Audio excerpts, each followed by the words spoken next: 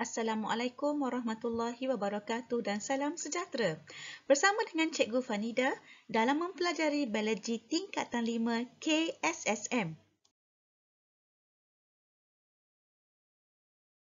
Baiklah, video ini adalah bab pertama di dalam sukatan biologi KSSM tingkatan 5 di bawah tema 1 iaitu fisiologi tumbuhan berbunga. Oleh itu, cikgu mulakan dahulu dengan bab 1 iaitu organisasi tisu tumbuhan dan pertumbuhan bahagian 1. Bagi standard pembelajaran 1.1, berkomunikasi tentang jenis tisu tumbuhan dan fungsi utamanya. 1.2, mengenal pasti jenis dan bahagian dan tisu yang terlibat dalam pertumbuhan, menghuraikan kedudukan zon pembahagian sel, zon pemanjangan sel dan zon pembezaan sel dalam pucuk dan akar.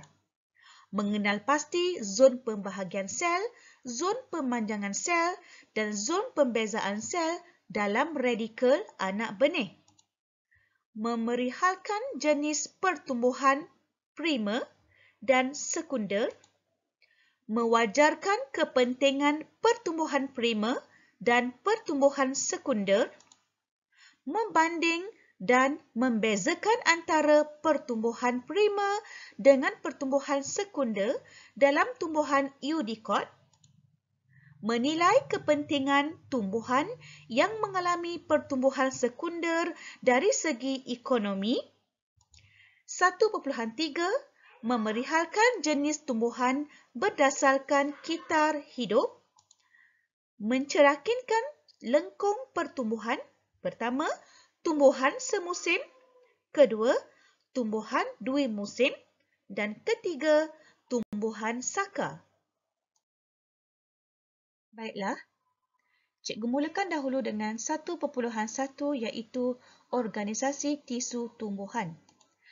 Tisu tumbuhan terdiri daripada tisu meristem dan tisu kekal. Tisu meristem pula terdiri daripada tisu meristem apex dan tisu meristem lateral.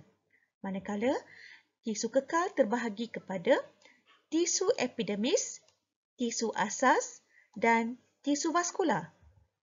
Tisu asas terdiri daripada tisu parenkima, tisu kolenkima dan tisu sklerenkima. Manakala tisu vaskular pula terdiri daripada tisu xylem dan tisu phloem. Tisu kekal ialah tisu yang matang yang telah mengalami pembezaan atau sedang mengalami pembezaan. Terdapat 3 jenis tisu kekal iaitu tisu epidermis, tisu asas dan tisu vaskular. Cuba anak-anak lihat kedudukan tisu kekal pada sebatang pokok. Okey, di sini merupakan tisu kekal yang berada pada bahagian daun. Manakala ini pula merupakan struktur bagi batang. Okey, tisu kekal pada bahagian batang. Okey, dan juga ini merupakan rajah bagi akar. Okey, anak-anak cuba lihat phloem dan juga xylem dia. Okey, kalau daun dia kedudukan dia macam ni lah. Okey, manakala kalau di bahagian batang, cuba lihat xylem dan juga phloem. Okey, phloem di bahagian luar, xylem di bahagian dalam. Okey, cikgu tunjuk ya. Ini dia. Ini merupakan xylem. Yang warna biru ni merupakan phloem. Okey, cuba lihat di bahagian akar pula. Xylem ialah yang macam bentuk tambah ni. Okey, manakala phloem ni pula yang duduk di yang dot-dot ni. Di sini. Okey. Rajah 1.3 menunjukkan mikrograf, kedudukan tisu asas pada batang pokok. Okey, ini merupakan parenkima. Dia punya struktur dia besar-besar. Okey, kemudian di bawah dia ada sklerenkima. Dia akan jadi kecil sikit kan. Okey. Anak-anak cuba tengok ke struktur dia dulu. Nanti cikgu terangkan. Okey. Dan kolenkima di sini. Okey, di bahagian sini. Ini semualah. Okey, bukan yang tu je semua ni. Okey. Okey, cikgu teruskan lagi. Okey, cikgu teruskan dengan jenis tisu kekal yang bermula dengan tisu epidermis.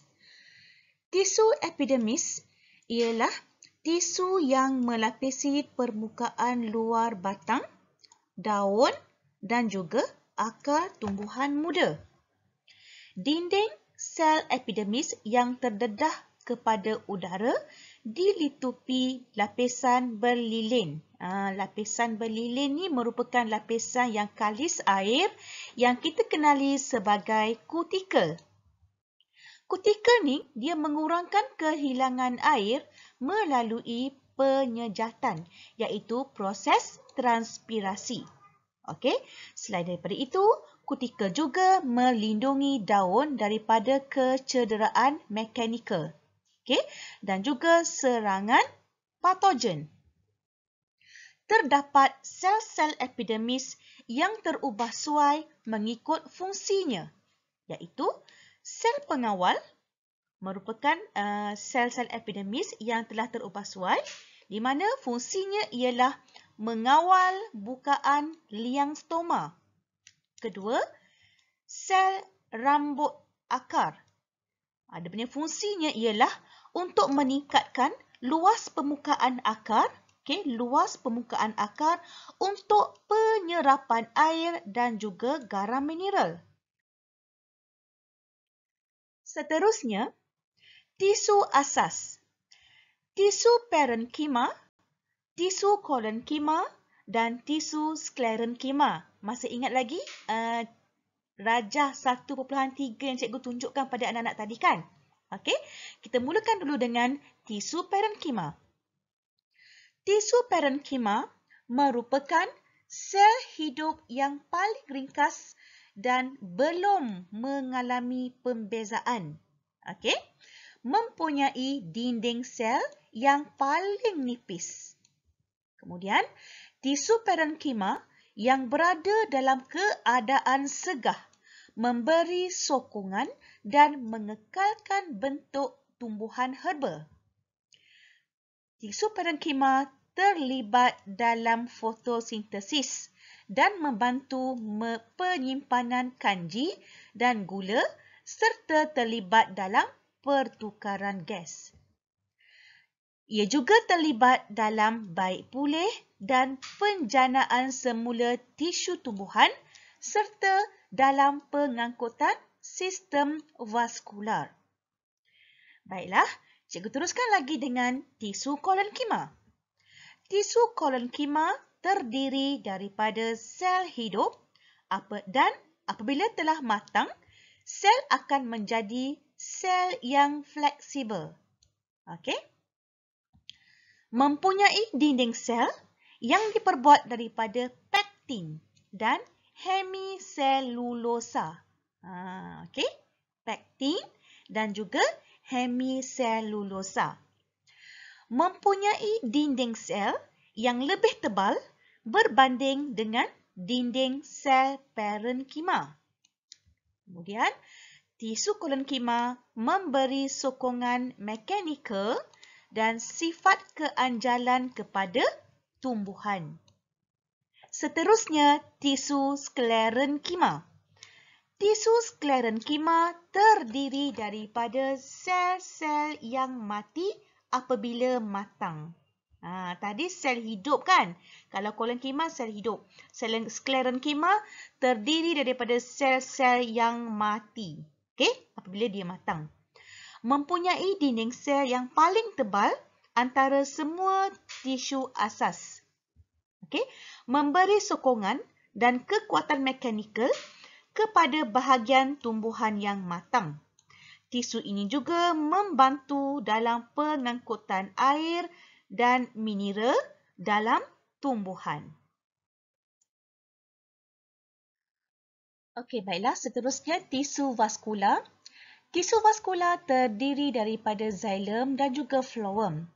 Xilem terbentuk daripada sel-sel mati yang tidak mengandungi sitoplasma. Okey, sel-sel mati. Kemudian, mempunyai dinding sel yang diselaputi oleh lignin iaitu lapisan belilin.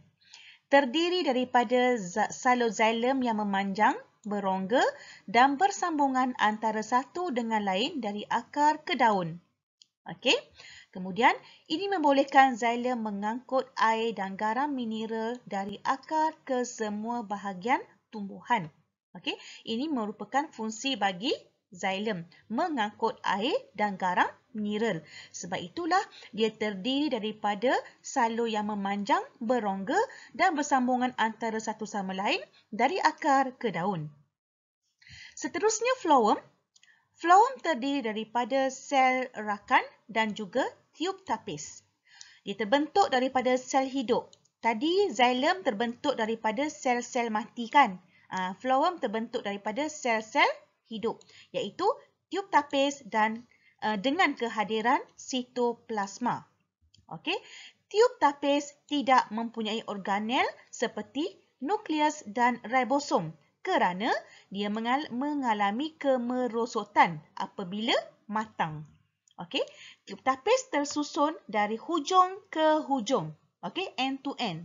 Okey, dia tersusun dari hujung ke hujung phloem untuk membentuk struktur tiub yang memanjang dan bersambungan. Phloem mengangkut gula yang terhasil daripada proses fotosintesis dari daun ke organ penyimpanan seperti akar, buah dan umbisi.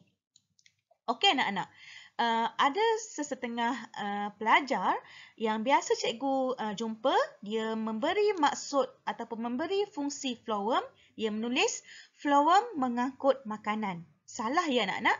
Yang paling tepat kita menggunakan istilah mengangkut gula ataupun glukosa yang terhasil daripada proses fotosintesis. Jangan menggunakan perkataan makanan.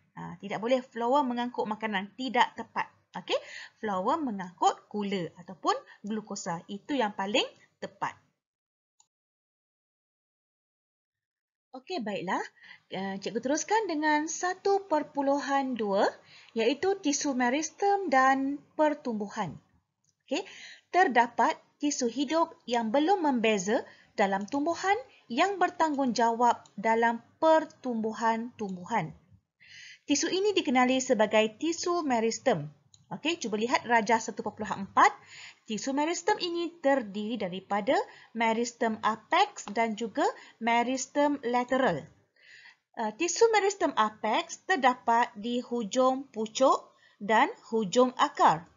Manakala tisu meristem lateral terdiri daripada cambium vascular dan juga cambium gabus. Okey, lihat rajah 1.5.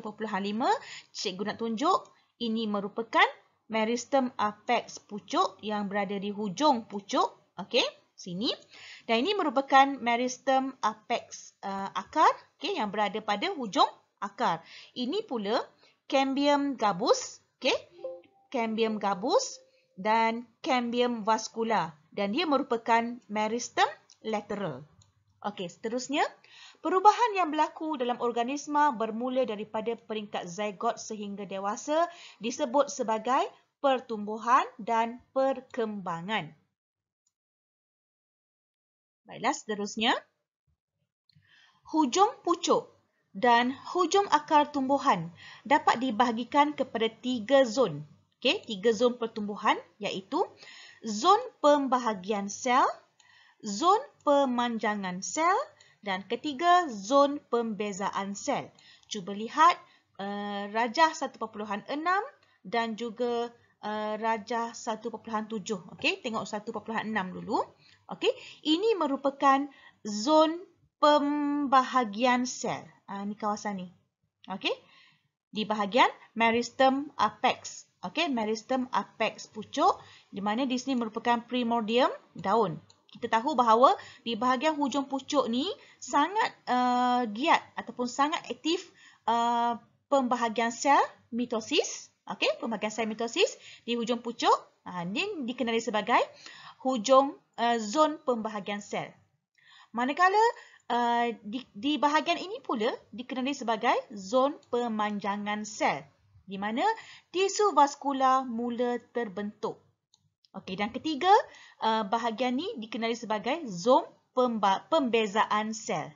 Okey, bahagian ketiga ni merupakan zon pembezaan sel, di mana di sini mengandungi xilem, phloem, cortex dan juga epidermis. Dan ini merupakan tisu yang matang. Okey, ini merupakan tisu yang matang. Okey, seterusnya.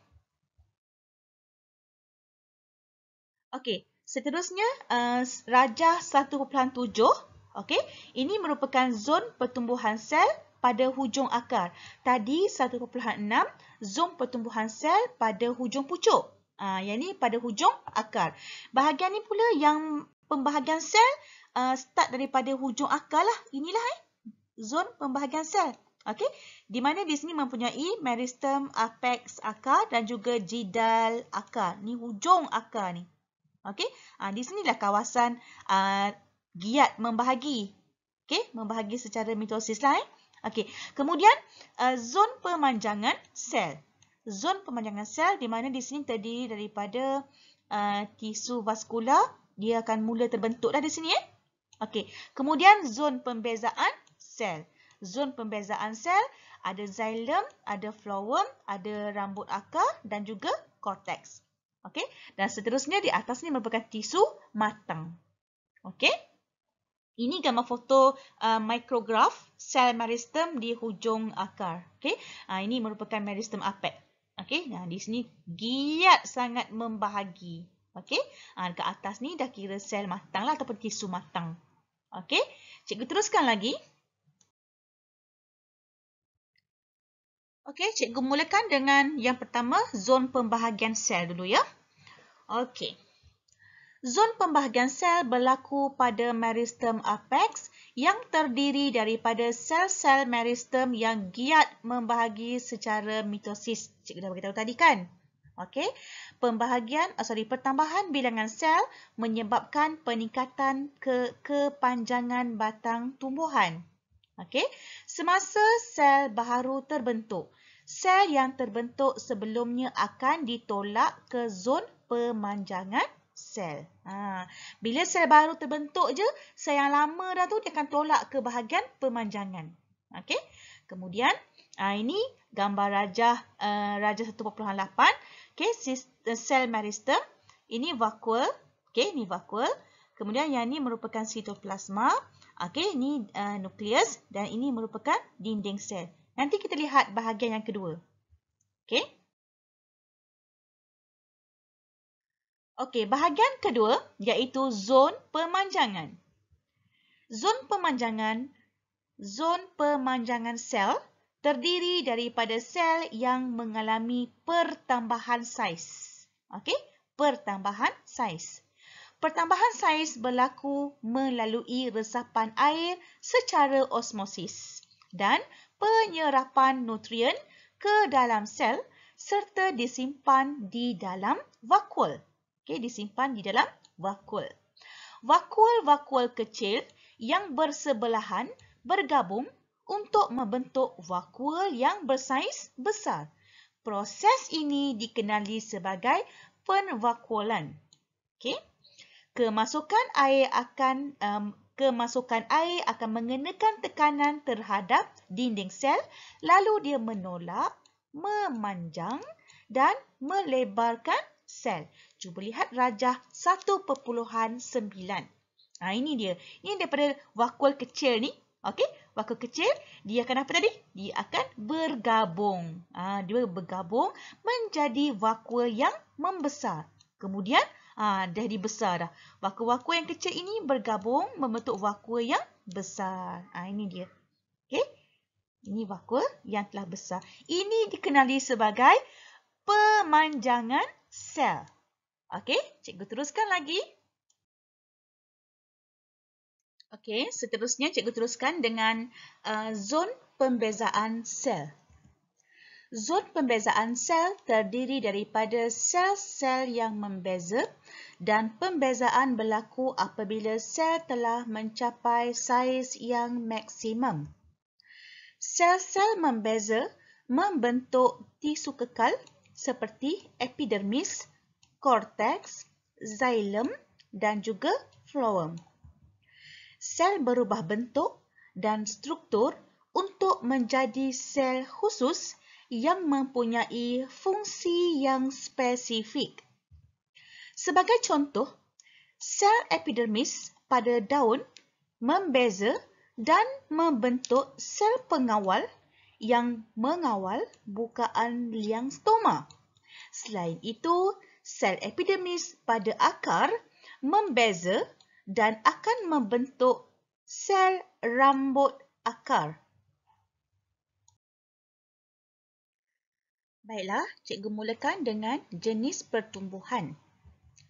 Terdapat dua jenis pertumbuhan yang dialami oleh tumbuhan, iaitu pertumbuhan primer dan pertumbuhan sekunder. Pertumbuhan primer merupakan pertumbuhan yang berlaku selepas percambahan dan dialami oleh semua tumbuhan untuk menambah panjang batang dan akar.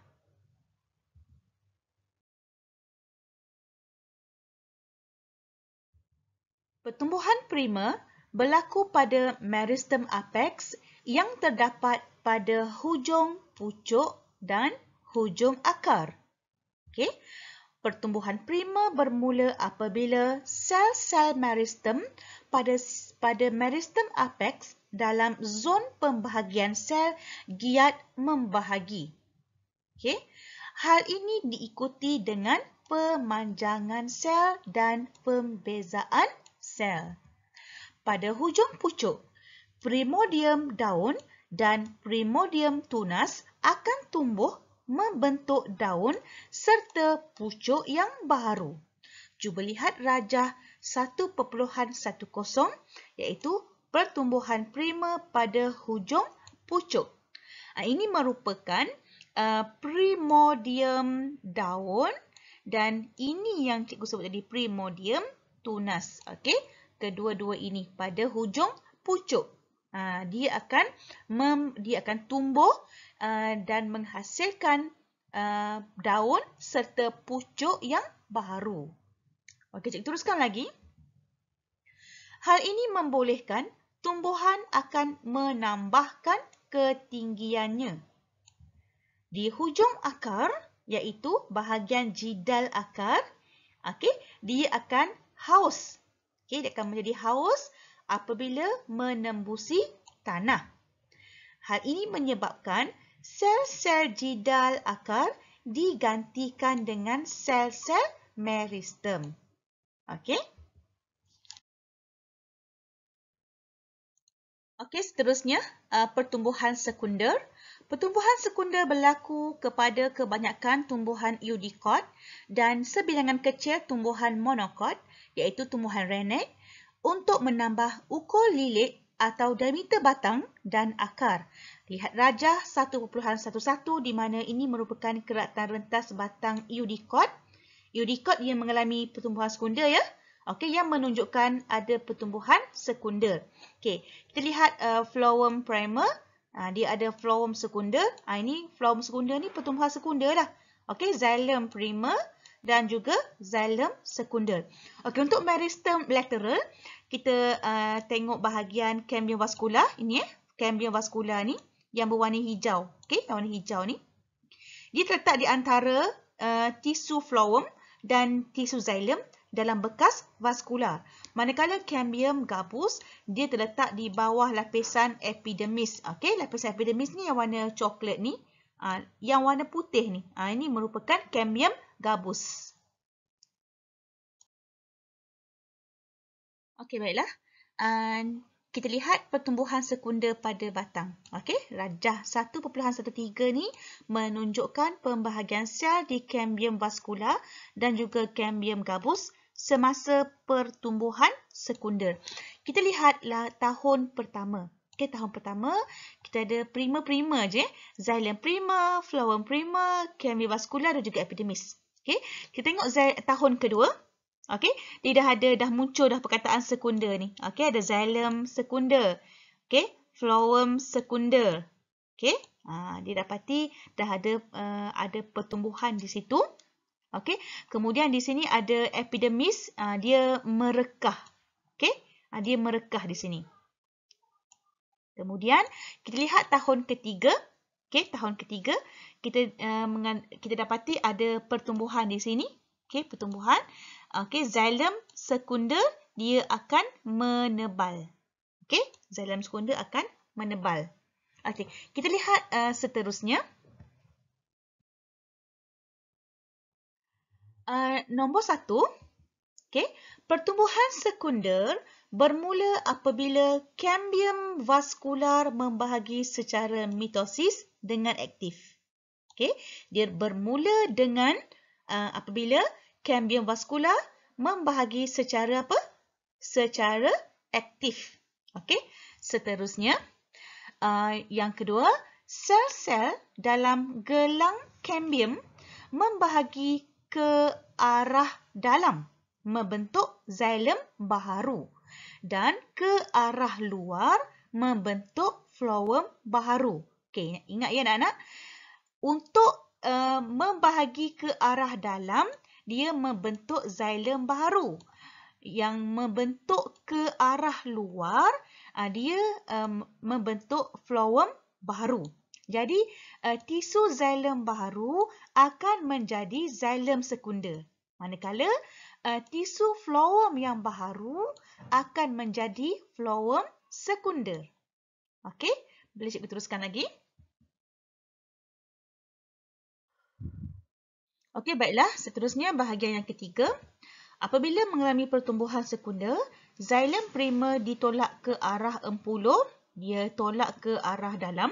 Okay, manakala phloem prima ditolak ke arah epidermis, iaitu ditolak ke arah luar. Okay. Akibatnya, tisu-tisu xylem prima dimampatkan untuk membentuk lapisan kayu yang kuat. Hal ini disebabkan dinding xylem ditebali lignin, iaitu lapisan yang berlilin kan. Okay. Penebalan lignin memberikan sokongan mekanikal kepada tumbuhan. Keempat, apabila lapisan xylem sekunder dimampatkan, okay, berlaku pertambahan lilitan batang dan menyebabkan epidermis batang meregang serta retak. Okay. Cambium gabus membahagi dengan aktif membentuk sel-sel gabus di sebelah luar dan korteks di sebelah dalam. Lapisan gabus melindungi batang daripada serangan serangga dan patogen apabila epidermis merekah. Okay, seterusnya, pertumbuhan sekunder pada akar. Akar tumbuhan juga mengalami pertumbuhan sekunder bagi menambahkan ukur lilit akar. Proses pertumbuhan sekunder pada akar serupa dengan pertumbuhan sekunder pada batang eudicot. Lihat rajah 1.15. Okey, baiklah.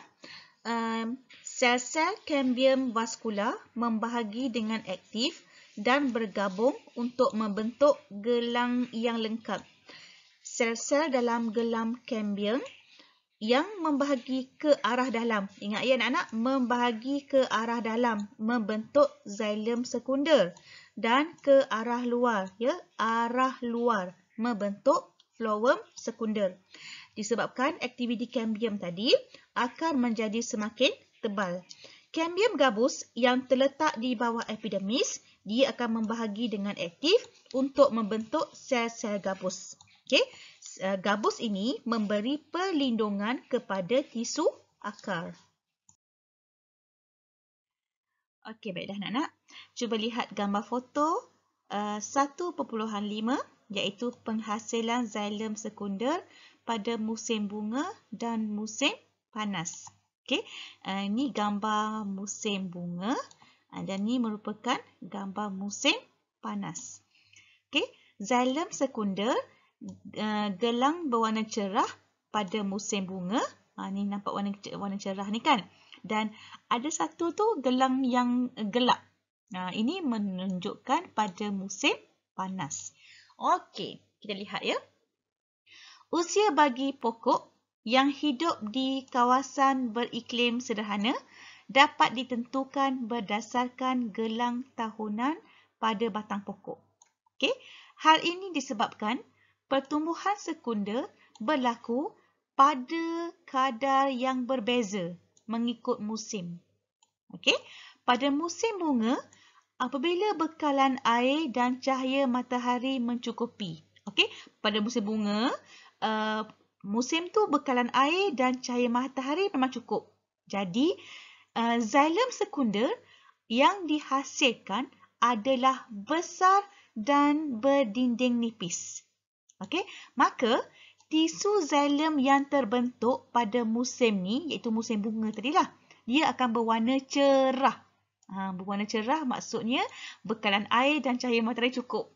Okey, jadi kalau pertumbuhan yang kurang sesuai pada musim panas dan kering, okey, dia menyebabkan xylem sekunder yang dihasilkan adalah kecil dan berdinding tebal. Okey, maka tisu xylem dia akan terbentuk tu, dia akan berwarna gelap.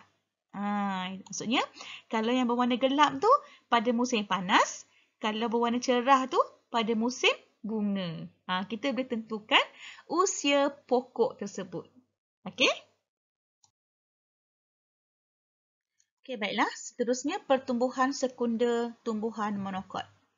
Walaupun kebanyakan tumbuhan monokot tidak mengalami pertumbuhan sekunder, okey, kebanyakannya, tapi terdapat sesetengah daripadanya mengalami pertumbuhan sekunder seperti Dracaena sp, Aloe sp dan Agave sp. Ini contoh-contoh tumbuhan monokot tapi dia mengalami pertumbuhan sekunder. Okey, seterusnya kepentingan pertumbuhan primer dan pertumbuhan sekunder. Kepentingan pertumbuhan primer. Pertama, membenarkan pemanjangan pokok. Okey, membenarkan pemanjangan pokok agar pokok dapat menyerap cahaya matahari untuk menjalani proses fotosintesis. Kedua, phloem primer dapat mengangkut hasil fotosintesis dari daun ke bahagian lain tumbuhan. Itu kepentingan dia. Ketiga, xylem primer dapat mengangkut air. Okey, dapat mengangkut air dan juga garam mineral dari tanah melalui akar ke daun. Okey, dan xylem primer memberi sokongan kepada tumbuhan herba ataupun tumbuhan muda. Okey, kepentingan pertumbuhan sekunder. Pertama, memberikan kestabilan kepada tumbuhan dengan menambah diameter batang dan akar agar sesuai dengan ketinggian pokok. Kita lihat kebanyakannya pokok sekunder ni dia tinggi kan, tinggi dan diameter batang dia pun besar kan. Okay, kemudian memberi sokongan mekanikal kepada tumbuhan, menghasilkan lebih banyak tisu xylem dan tisu phloem, menghasilkan tisu xylem dan phloem secara berterusan bagi menggantikan tisu xylem dan phloem yang tua ataupun rosak. Kemudian menghasilkan kulit kayu yang kuat dan tebal yang memberi perlindungan kepada pokok terhadap kehilangan air yang berlebihan, kecederaan fizikal dan serangan patogen. Dan last sekali, mampu hidup lebih lama dengan meningkatkan peluang menghasilkan biji benih dan membiak. Sebab itulah kalau kita lihat pokok-pokok pertumbuhan yang mengalami pertumbuhan sekunder ni, dia hidup lebih lama. Contohnya pokok cengal kan. dia hidup dengan lebih lama, lebih tinggi, diameter dia pun lebih besar. Okey. Seterusnya. Seterusnya, kita lihat perbandingan antara pertumbuhan primer dengan pertumbuhan sekunder dalam tumbuhan Eudicot. Okey, lihat persamaan dahulu. Kedua-dua pertumbuhan dapat meningkatkan saiz tumbuhan secara tetap. Okey, kedua-dua pertumbuhan berlaku pada tumbuhan berkayu. Dan ketiga, kedua-dua pertumbuhan melibatkan pembahagian sel secara mitosis. Okey, kita lihat pula persamaan dia. Okey, pertumbuhan primer, kita lihat persamaan dari aspek tisu meristem yang terlibat. Okey, pertumbuhan primer meristem apex, manakala pertumbuhan sekunder meristem lateral, iaitu cambium vascular dan cambium gabus. Aspek yang kedua, bahagian tumbuhan yang mengalami pertumbuhan. Pertumbuhan primer berlaku pada batang dan akar di bahagian tumbuhan yang lebih muda. Manakala pertumbuhan sekunder berlaku pada pertumbuhan primer yang telah terhenti pada batang dan juga akar yang telah matang. Okey, aspek ketiga, kita lihat berkenaan dengan arah pertumbuhan. Kalau pertumbuhan sekunder, dia berlaku secara memanjang. Okey, tapi kalau pertumbuhan sekunder berlaku secara jejari. Sebab tu kita panggil diameter tadi kan. Dia melebar-melebar kan? Okey. Seterusnya. Baiklah, seterusnya. Kesan pertumbuhan. Untuk pertumbuhan primer, peningkatan kepanjangan batang dan juga akar tumbuhan. Okey, kepanjangan ya anak-anak. Untuk pertumbuhan sekunder, peningkatan ukur lilit. Ya, peningkatan ukur lilit batang dan akar tumbuhan. Okey, aspek tisu dan juga struktur yang terbentuk untuk primer, pertumbuhan primer, epidermis, cortex dan tisu vaskular primer, iaitu xylem primer dan phloem primer. Manakala untuk pertumbuhan sekunder, kulit kayu, periderma, iaitu cambium gabus dan tisu gabus, okay, lentisel dan tisu vaskular sekunder, iaitu xylem sekunder dan juga phloem sekunder. Okey, aspek seterusnya kehadiran tisu berkayu. Untuk yang primer ni, pertumbuhan primer tidak mempunyai tisu berkayu. Manakala pertumbuhan sekunder mempunyai tisu berkayu. Ketebalan kulit kayu. Kulit kayu yang nipis bagi pertumbuhan primer, manakala kulit kayu yang tebal bagi pertumbuhan sekunder. Dan akhir sekali, kehadiran gelang tahunan. Untuk yang pertumbuhan primer tidak mempunyai gelang tahunan, manakala untuk yang pertumbuhan sekunder mempunyai gelang tahunan pada batang pokok. Okey, seterusnya kita pergi kepada kepentingan tumbuhan yang mengalami pertumbuhan sekunder dari segi ekonomi. Okey. Tumbuhan yang mengalami pertumbuhan sekunder mempunyai nilai ekonomi yang tinggi kerana dapat menghasilkan kayu balak seperti shorea ataupun kita panggil pokok meranti dan juga Balanocarpus, Balanocarpus sp, iaitu kita panggil sebagai pokok cengal. Kedua-dua pokok ini akan menghasilkan kayu balak yang sangat berkualiti. Okay, especially kayu pokok cengal ni. Wah, memang kalau kita buat perabot daripada pokok cengal memang mahal. Okay, perabot tu memang mahal. Kayu meranti, kayu jati, semua Okay, tapi cengal memang mahal. Okay. Tumbuhan yang mengalami pertumbuhan sekunder mempunyai kayu yang kuat dan keras. Tumbuhan ini sesuai digunakan sebagai struktur rumah bot, perabot, pagar, pintu dan lain-lain. Cuba anak-anak fikir sejenak.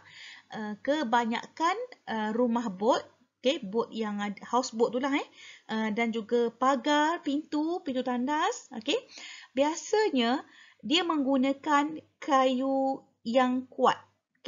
kayu yang kuat, contohnya cengal tadi tu. Sebab apa? Ia untuk mengelakkan daripada berlakunya reput. Okey, mudah reput ataupun mudah rosak buruk. Okey. Jadi kalau jenis tumbuhan sekunder ni, dia kayu dia sangat kuat dan keras. Jadi dia mengelakkan daripada proses pereputan tu. Proses berlakunya kayu tu cepat rosak ataupun cepat reput bila terkena air kan. Okey.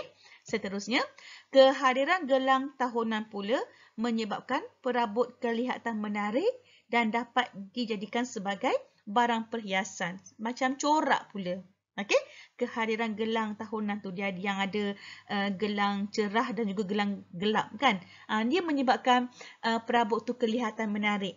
Okey, lagilah kalau kita varnis perabot tersebut, dia akan jadi berkilat. Sekali dengan kelihatan gelang tahunan di situ. Dia akan jadi corak ya. Okey, seterusnya, kayu dan kulit pokok sesetengah tumbuhan seperti hopia, iaitu pokok merawan, okay, dan juga meranti, okay, dapat menghasilkan resin dan juga minyak. Okay. Bahan-bahan ini dapat dikomersialkan sebagai varnis, okay, bahan pelekat, minyak wangi dan juga ubat-ubatan. Okay. Tumbuhan berbunga pula dapat dijadikan sebagai tumbuhan hiasan. Okay. Jualan buah-buahan seperti mangga dan juga manggis, iaitu hasil daripada pokok yang mengalami pertumbuhan sekunder, dapat menjana sumber pendapatan dan ekonomi negara. Baiklah anak-anak, berakhir sudah bahagian 1, bab 1. Nanti cikgu sambung lagi dalam video seterusnya. Okey, sekian dahulu. Terima kasih. Assalamualaikum warahmatullahi wabarakatuh.